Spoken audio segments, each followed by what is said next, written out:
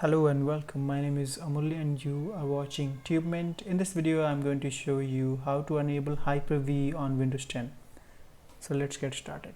Before I get started, please subscribe to my channel if you haven't already and like the video. Thumbs up if you like the content. So let's get started. You can see this is AMD processor, 64-bit operating system and processor. So no matter what processor you have, Intel, AMD, that's not an issue.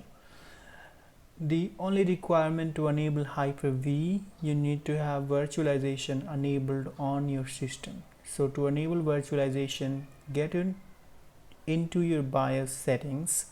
So for every system it's going to be completely different.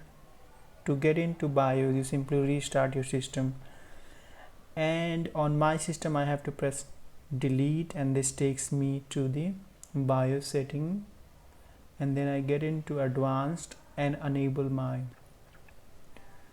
virtualization. But you will have to follow your manufacturer's make model instruction to get into BIOS and enable virtualizations.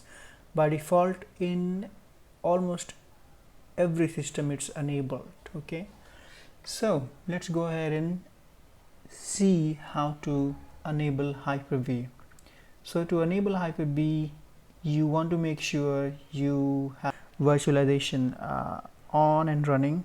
So go ahead and press the Windows key and letter R and simply type this msinfo32 one word and hit enter, and you will see you got virtualization running. Everything seems to be fine. If it says off, that means it needs to be enabled. Like this service is off. So if something says against virtualization off, this needs to be enabled. Okay, so go ahead and make sure your virtualization is enabled, and then follow this instruction to enable Hyper-V. To enable Hyper-V, simply go ahead and press on that menu button and type turn Windows features on or off. So simply go ahead and type that.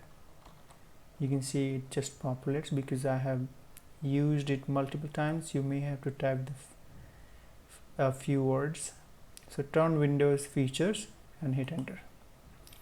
Now this is going to give you the list of the features that you can turn on and off.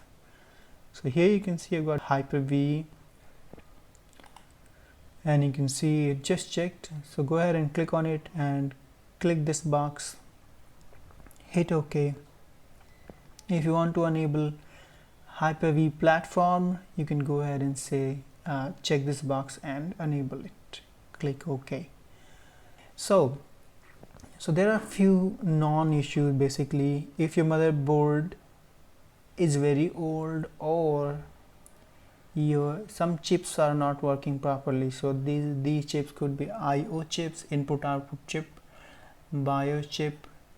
So if you have any issue on the BIOS chip or IO chip, that needs to be replaced.